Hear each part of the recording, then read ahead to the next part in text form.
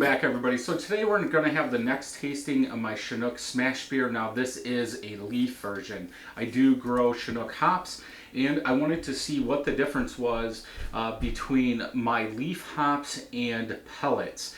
Now, when you buy pellets, they're putting it together, so you pretty much get the same thing every time. And growing them at home, you could get the same thing every time. You could get something different. You know, I believe it's just like a fruit tree or a bell pepper plant or anything like that. Depending on what the year's like, you could get something different. And so unless you're going to send all that stuff in to get tested and know, it could change every year. So this is a small gallon batch, 1.25 gallons going into the carboy. 2 pounds, 8 ounces of two-row for the hour boil, 0.25 ounces at 30, 0.25 ounces at 10, 0.25 ounces at 5. Because this is a leaf hop, I did not dry hop with this. USO 5 was used.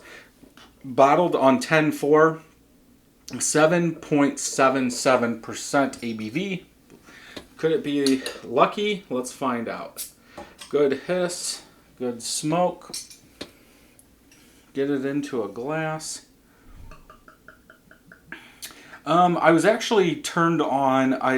I've been making over the past, I don't know, 4 years a Chinook IPA with all Chinook hops. It did have a couple different grains, but I was making that once or twice a year, and it was really good, and that's what turned me on to Chinook. That's why I grabbed the hop to grow, because I was like, oh, I'll go through that all the time. So sometimes that is the best way to make a beer with only one hop, to see if you like it. If you don't, go on to the next. But yeah, just trying different ones and seeing what you get. Chinook should have a spiciness to it, but in a lot of the batches I've made, I've got more of a citrus, like a fresh citrus, than a spiciness out of it. But with this beer, what I say, 10-4, so we are 7 months old, almost 8 months old. Now let's see what we get. Nice off-white colored head, about a finger of head. More golden yellow, very clear, good bubbles coming up. I do not see any hop matter or trub in there. Let's go ahead and smell.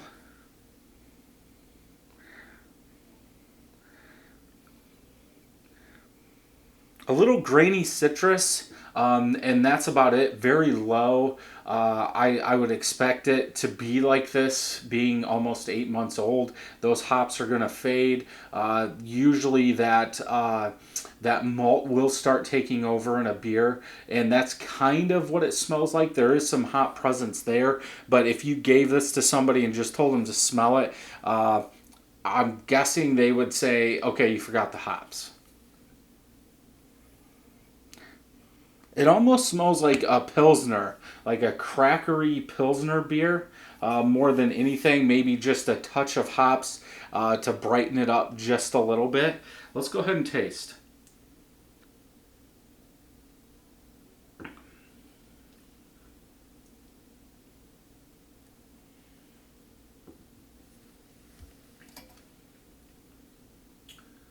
Very smooth, very malty. A hop presence, yes. I think it's almost like it's a tiny bit of citrus with a tiny bit of fruit. More malty than anything. Aftertaste, malt. Like a medium roasted malt is what I get.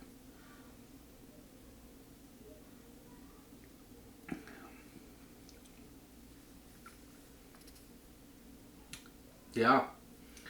I think that citrus, generic citrus, gets at the end. It's a little bit more than like a Pilsner that would be like a citrus Pilsner, a lighter beer that just has a little bit of hop to to balance it out. That's kind of what this is, just turned up. Like I said, like a medium roast, as far as like not like a Crystal 20. Like maybe if you made a beer with all Crystal 20, that's what it would be. I think Crystal 40 is going a little too much, so maybe I shouldn't have said medium malt in there. But it's like, you went to the homebrew store, you got 10 pounds of Crystal 20, and that's what you made the beer with.